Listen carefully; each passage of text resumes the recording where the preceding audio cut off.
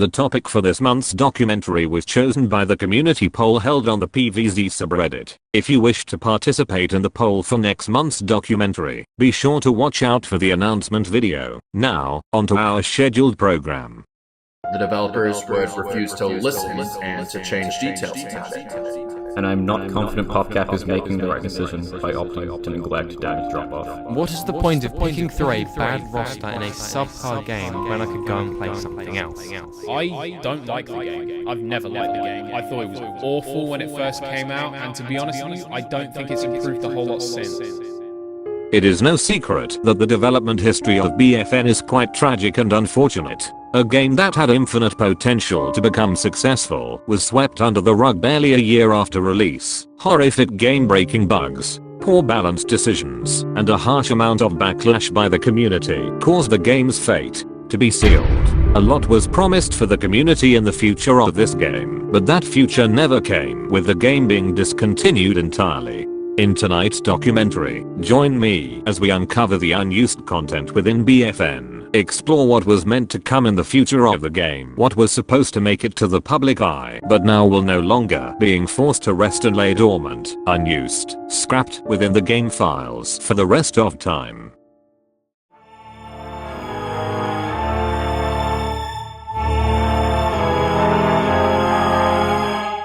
Now, given that BFN did not have any prior reveal trailer or announcement of its existence before being made available to the public, we shall dive into the game files headfirst and explore all of the unused content the game has to offer. Starting off, we shall first explore unused non-legendary upgrades. From what has so far been found, almost every single class has at least 2 unused upgrades, with the only exceptions being the wizard and the swarm classes, though this is subject to change. Whilst most of them apply subtle effects that can grant minor conveniences, there are a handful of upgrades within this list that I wish to examine closer due to how much of a significant impact they have on gameplay.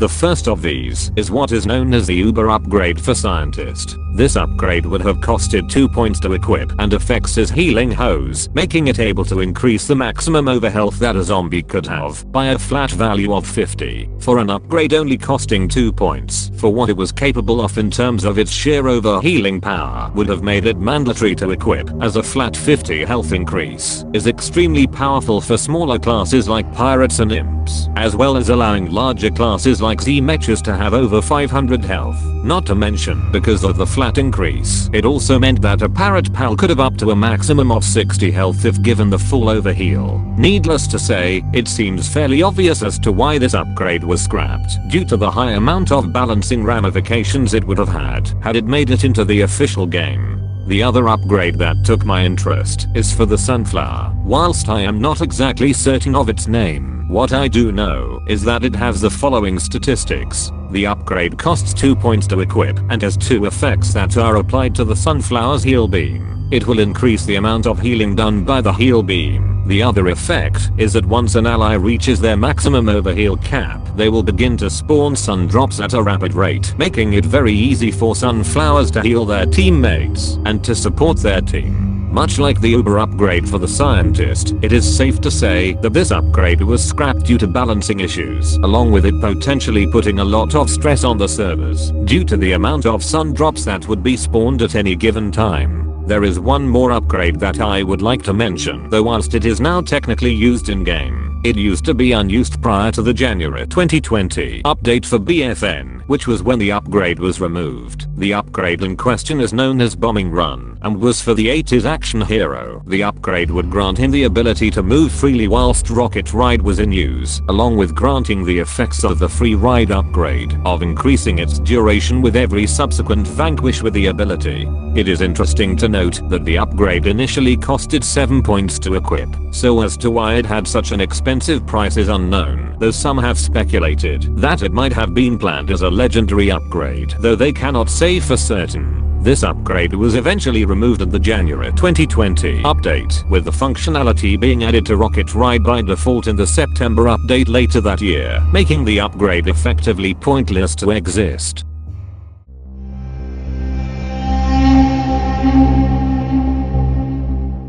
Now, whilst not exactly related to BFN itself, it is quite fascinating that a lot of Garden Warfare 2 assets and abilities are within the game files. Whilst some speculate that it might have been purely for testing purposes, some of their functionality has been adjusted and changed, which could possibly mean that they were once planned to be part of a character's ability lineup before ultimately being scrapped.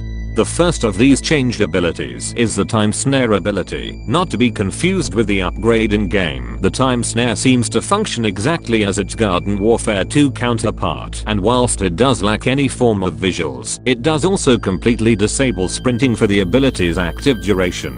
Why it was scrapped is unknown, and is down to complete speculation. Another ability that received some changes is the Engineer's Bolt Blaster. Whilst it lacks the model for the weapon and uses the Engineer's sprinting animation as a placeholder, everything else about it seems to function just fine, except that the Bolt Blaster seems to have a lot more ammo than normal, though how much ammo it has exactly is unclear due to the lack of an ammo counter. It also has some new sounds associated with it that seem to have a random change in pitch each and every time the weapon is continuously fired. Again, why the ability is scrapped is unknown, though it is possible that PopCap wanted to make Engineer more dedicated to a support role and strip the Bolt Blaster away from him. Another ability that was overhauled was the Mega Health Bomb for the Scientist. From what has been found from various amounts of testing and data analysis, the Mega Health Bomb takes a lot longer to explode, but now heals nearby players for 12 HP at a rather frequent rate. It also has a noticeably longer cooldown. It is interesting as to why the Mega Health Bomb was altered this way, since it completely changes its functionality, making it significantly stronger in terms of offensive play. Much like the other abilities, why it was scrapped is unknown, and is up for debate as to why.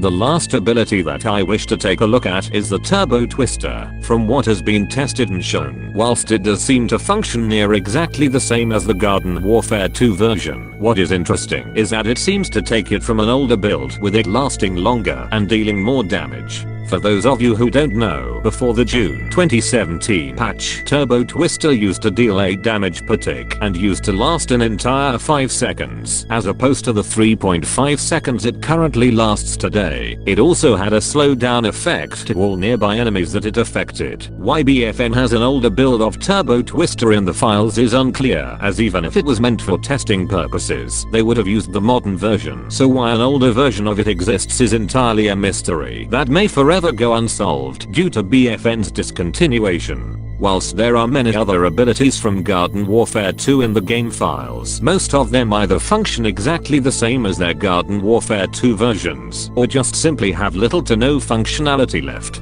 The abilities covered seem to show that at one point, more of the abilities from Garden Warfare 2 planned to be ported over to BFN before being scrapped for entirely new ones.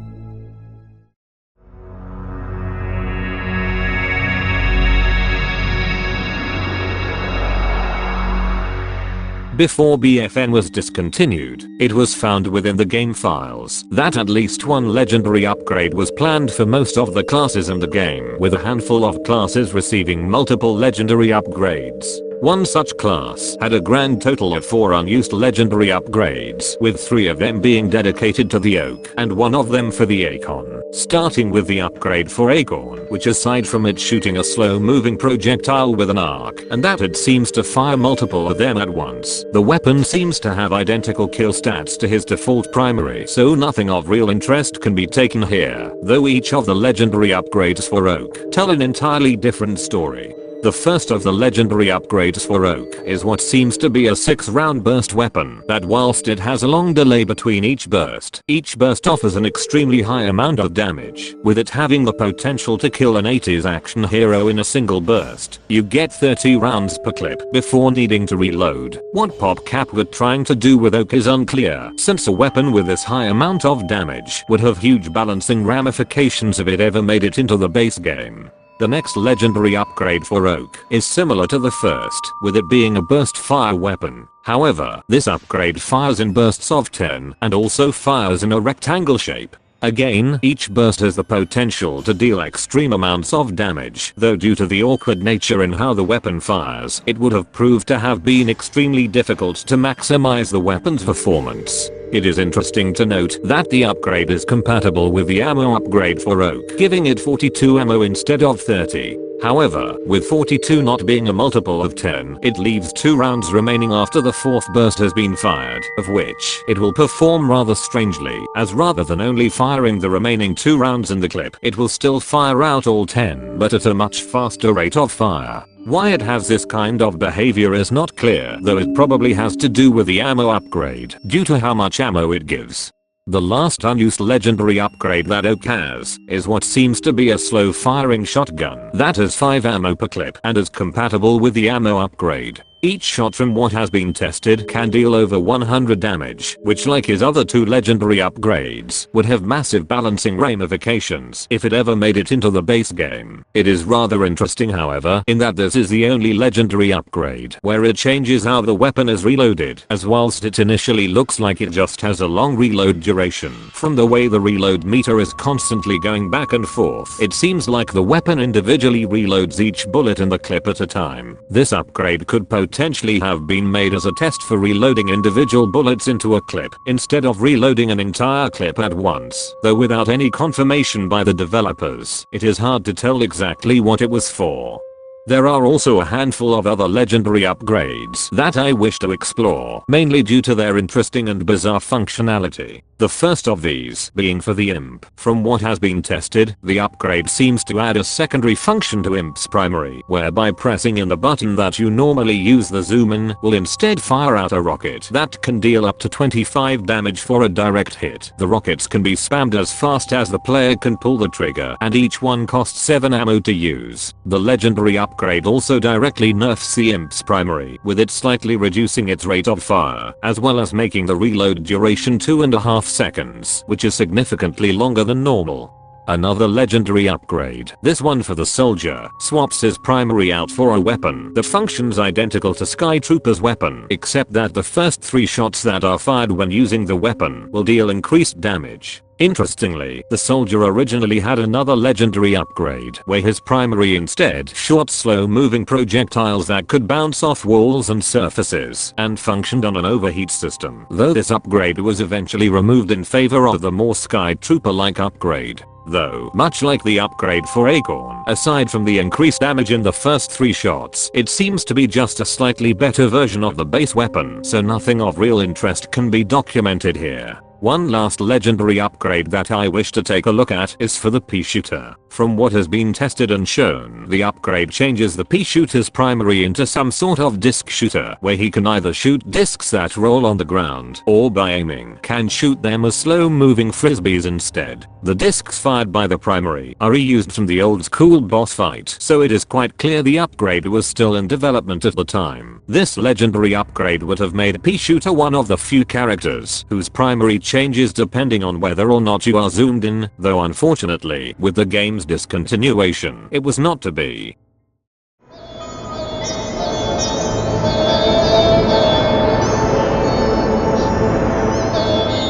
Throughout BFN's active development lifespan, excluding the swarm classes, a total of 4 characters were being worked on as time went on, with the wizard being the only one of these 4 to officially make it into the base game, with the other 3 ending up being scrapped due to the game's discontinuation. The first of these 3 unused characters is the Berry Brigade, what was originally meant to be the class that the plants were receiving. The Berry Brigade was supposed to be some sort of tank-like class that consisted of a single large commander Barry being followed by 3 smaller ones. The primary for the Berry Brigade seemed to have functioned identical to All-Star's football cannon, with it having a small wind-up before the weapon can fire. At the time of its discovery, the Berry Brigade had 2 working abilities, with the third one only going on cooldown and doing nothing at all. The first of these abilities is a kamikaze ability. This will send out a berry flying through the air at very high speeds, which upon making contact with any surface or enemy, it will explode, dealing 25 damage for the explosion and an additional 40 damage if they make direct contact with an enemy.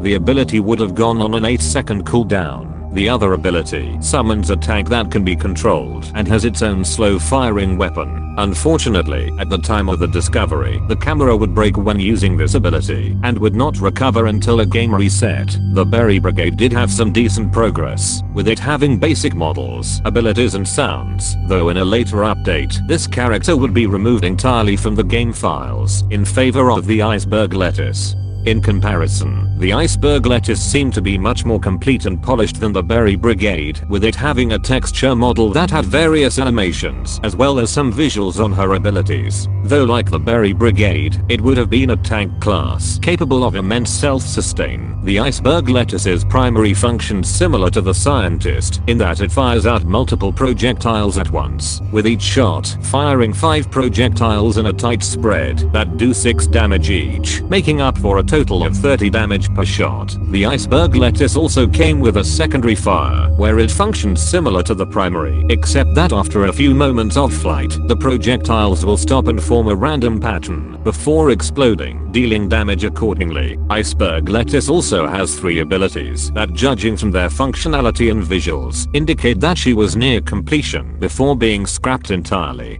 The first of her abilities is what is known as the backdash. This ability will cause iceberg lettuce to suddenly warp backwards, dropping an airborne frozen chili pepper at her previous location. The frozen chili pepper will then explode after it hits the ground, freezing any nearby enemies it hits. The ability does no damage and goes on an 18-second cooldown. Her second ability is the Ice Shield. This functions similar to many of the other shields-like abilities in BFN, with it stopping enemy projectiles but not actual players. The shield would have absorbed up to 200 damage before being destroyed. The shield would have gone on a 20-second cooldown upon use. Lastly, her final ability is her self-heal. Using this will grant iceberg lettuce the ability to heal herself at a rate of 10 health every 0.1 seconds, with it lasting approximately 2 seconds, allowing her to heal herself to full. The ability would have had a 20-second cooldown upon use. Iceberg lettuce seemed to be nearing completion, as not only did her primary and kit seem to function mostly as intended, but that she also had various character upgrades associated with her. Unfortunately, the game's discontinuation caused all further progress on iceberg lettuce to cease, leaving her forever in an unfinished state. The last unused character that we shall cover, interestingly, is not for either the plant or zombie factions, but instead, a playable shooty gnome. This gnome would have been used in a scrapped game mode known as Gnome Tag. Whilst not much has been data mined about the game mode itself, what was found is this playable gnome character that was planned to be a part of it. The gnome is incredibly powerful, coming equipped with a homing primary that does a high amount of damage, as well as 3 powerful abilities that he can use. The first ability consists of a giant gnome bomb that can be thrown long distances and can deal up to 175 damage upon exploding, which happens when it collides with any surface or enemy. The second of his abilities is very similar to the Scientist Warp, except it only has 1 charge and that it travels a significantly longer distance. Its cooldown is also noticeably shorter, at only 6 seconds. The last ability causes the gnome to slam a hammer into the ground, sending all enemies into the sky and hover for several seconds, making them very easy targets. Aside from the gnome song from Garden Warfare 2 constantly playing, the gnome seems to be fully functional, probably meaning that it was close to completion, though was ultimately scrapped when BFN's development was discontinued.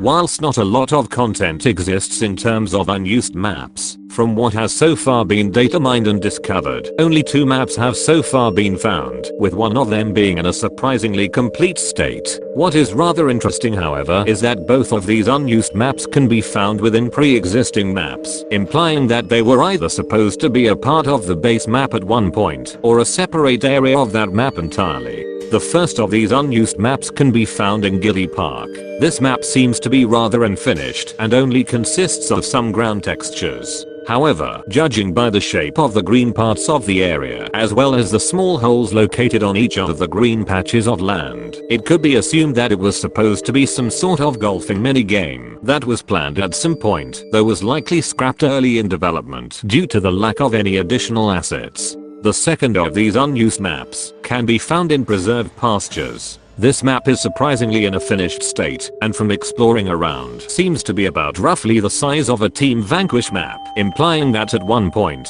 this was supposed to become an official map that would be added in rotation. However, some have also speculated that it could have been a free roam region, though it is hard to say due to the lack of activity or hidden files to prove anything, so it could possibly have been both. There is one last map that, whilst it is technically unused, seems to be an early version of the final area for preserved pastures, with it being littered with untextured objects all around. Why an early version of this part of the map exists is unknown, though it could probably have been used for either testing purposes or to test various layouts of the map.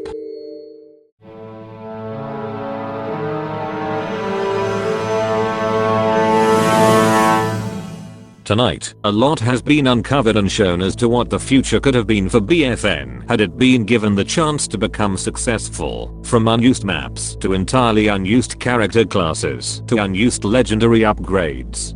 Now, understandably, not every single nook and cranny has been uncovered in tonight's documentary, but for those of you who are craving for more unused content, then be sure to check out NM Gaming. NM Gaming's channel is entirely dedicated to documenting the game's development lifespan, as well as looking through every single unused file that he can find. Thanks for watching, be sure to subscribe for more videos like this in the future.